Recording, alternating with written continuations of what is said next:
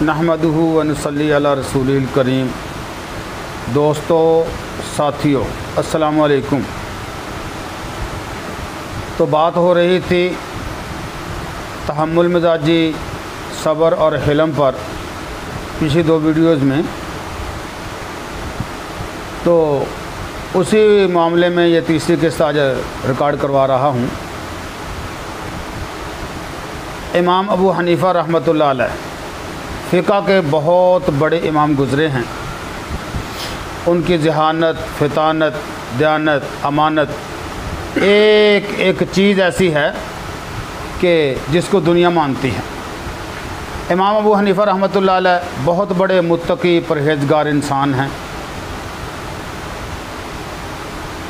इमाम अबू हनीफ़ा रहमतुल्लाह अलैह का वाक़या हिलम के मौजू पर मैं बयान कर रहा हूँ, लेकिन उससे पहले उनके तकवे पर भी एक बात आपको बता दूँ कि वो इतने मुत्तकी और परहेज़गार थे कि उनकी दुकान थी कपड़ा बेचने की।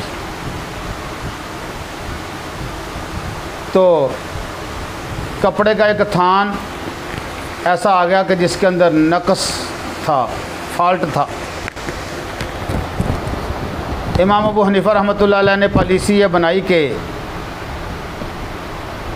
जिस किसी को ये बेचना है उसको बताकर बेचना है और उसका रेट दूसरे से कम करके बेचना है। ऐसा नहीं कि अच्छा कपड़ा भी उसी रेट पे और फॉल्ट और नक्स वाला भी उसी रेट पे। इतने में ज़ोहर की या असर की नमाज का वक़्त हो गया। इमाम अबू हनीफ़ा रहमतुल्लाह अलैह ने अपने मुलाज़म को दुकान पे बिठाया और ख़ुद नमाज अदा करने चले गए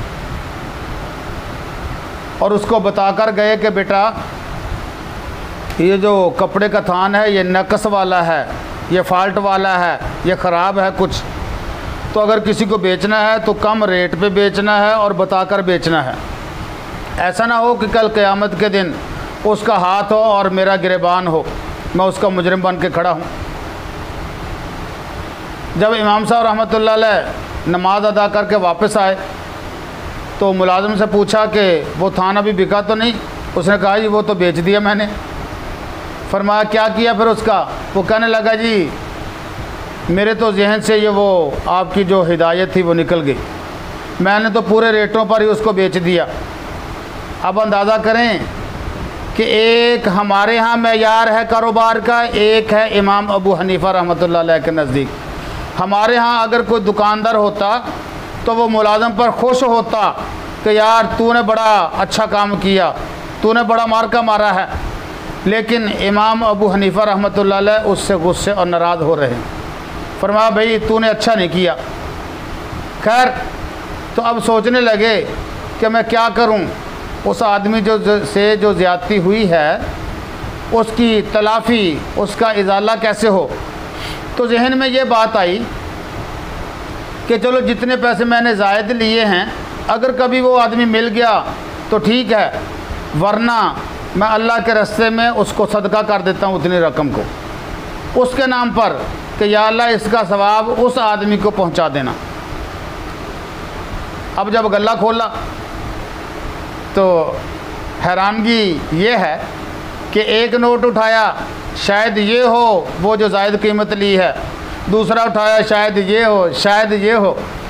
इमाम अबू हनीफ़ा रहमतुल्लाह अलैह ने तारीख़ कहती है कि जितनी भी आज का कैश था, जितनी भी आज की सेल थी, जितने भी आज के रुपए पैसे इकट्ठे हुए थे, एक एक रुपया, एक एक दिरहम, एक एक दिनार करके सारे के सारी रकम उठाई और उसको अल्लाह के रास्ते के अंदर सदका कर दिया।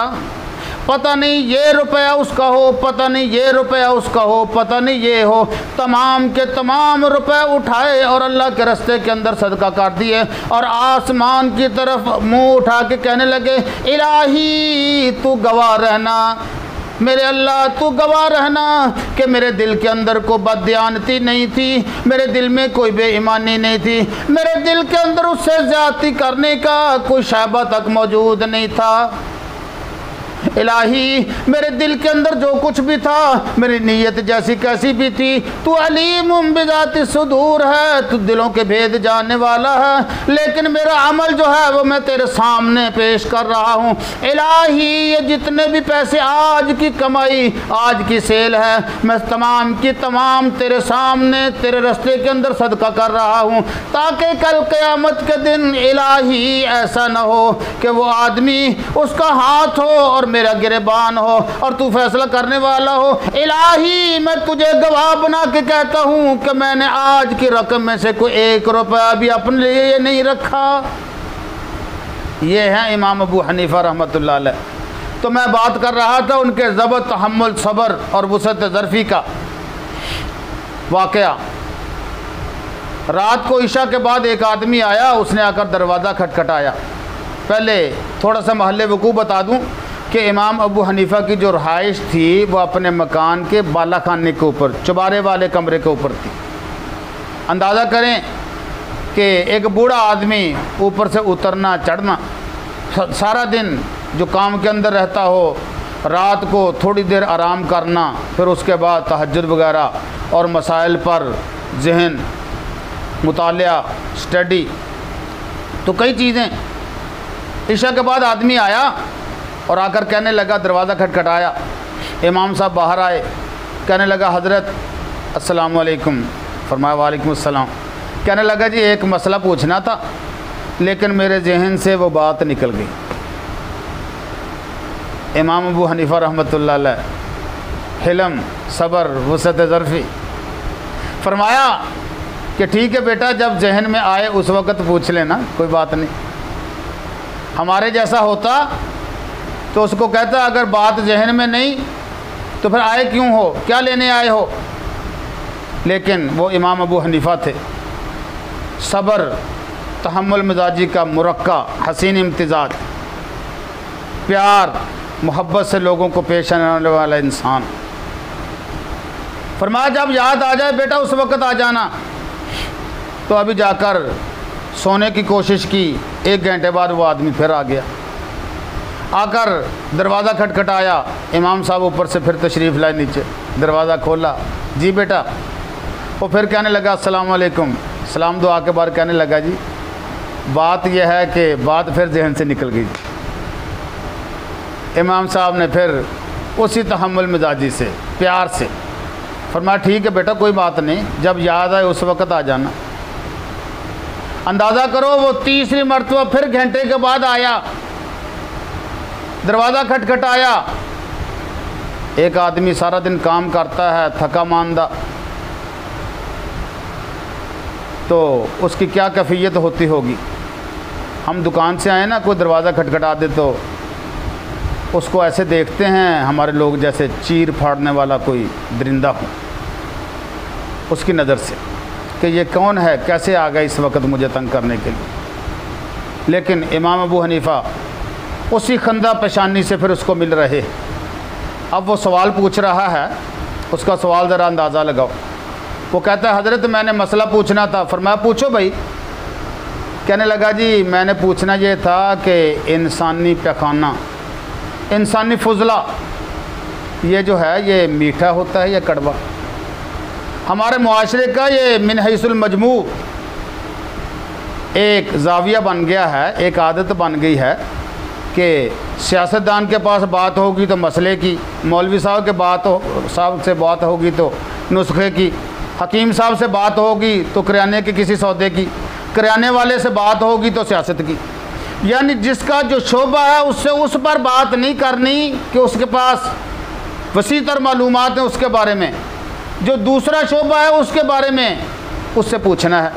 हालांकि उस शोबे के अपने लोग मौजूद होते हैं, लेकिन इसके बावजूद मैं कहता हूँ कि कुछ लोग जामिउल कमालात, उनकी शख्सियत होती है कि कई किस्म के उलूम, कई किस्म के तजुर्बात उनके पास जमा होते हैं। इमाम अबू हनीफ़ा रहमतुल्लाह अलैह अल्हम्दुलिल्लाह उन लोगों में से थे। हालांकि ये मसला फ़िक़ह का नहीं, इमाम अबू हनीफ़ा फ़िक़ह के इमाम हैं। ये ज़्यादा से ज़्यादा किसी लेबार्ट्री के पास जा कमले, किसी डॉक्टर से पूछ, किसी हकीम से पूछ, या और जो लोग हैं इन चीज़ों पर तहकीक करने वाले, उनसे पूछ जाकर।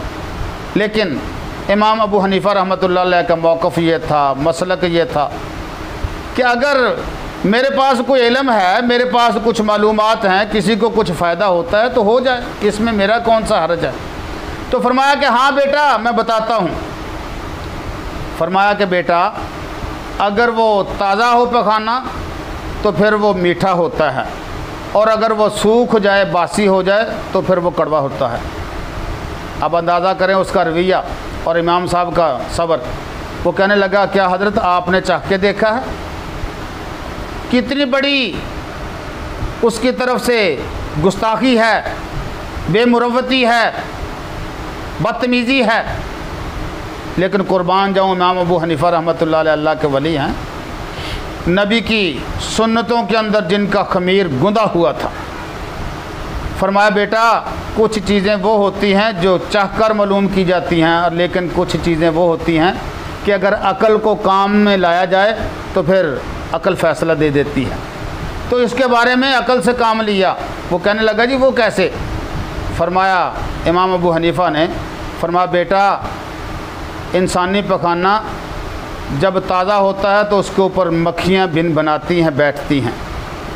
जब ये बासी हो जाता है, सूख जाता है, तो इस पर मक्खी नहीं बैठती। और मक्खी का हमेशा उसूल है कि वो मीठी चीज़ पर बैठती है, कड़वी पर नहीं बैठती। सुभान अल्लाह, इल्म क्या है। वो हैरान रह गया और उसके बाद कहने लगा हज़रत बड़ी मेहरबानी, मुझे मसले का तो पता चल गया, लेकिन हज़रत असल बात यह है कि मैं मसला कम पूछने आया था, मैं आपको चेक ज़्यादा करने आया था। हज़रत बात यह है कि मैं हार गया, आप जीत गए। फरमाया बेटा कौन हारा कौन जीता, ये कौन सी गेम है, कौन सा खेल? मुझे तो तेरी बातों का अंदाज़ा नहीं हो रहा। वो कहने लगा हज़रत जी 3-4 आदमी हम बैठे थे, आपस के अंदर गुफ्तगू हो रही थी, बहस मुबाहसा हो रहा था कि हमारे शहर का वो कौन सा आदमी है जिसके अंदर सुन्नत का ख़मीर दाखिल हो, हिलम, हौसला और तदब्बुर आला दर्जे का हो, नबी करीम सल्लल्लाहु अलैहि वसल्लम के रास्ते पे चलते हुए। किसी ने कहा वो फ़लाँ आलिम, किसी ने कहा वो फ़लाँ साहिब, किसी ने कहा वो फ़लाँ आदमी, लेकिन एक आदमी कहने लगा कि इमाम अबू हनीफ़ा रहमतुल्लाह अलैह। तो मैंने कहा कि ये कैसे? उसने कहा चेक कर लो। तो हज़रत मैं आपको चेक करने आया था।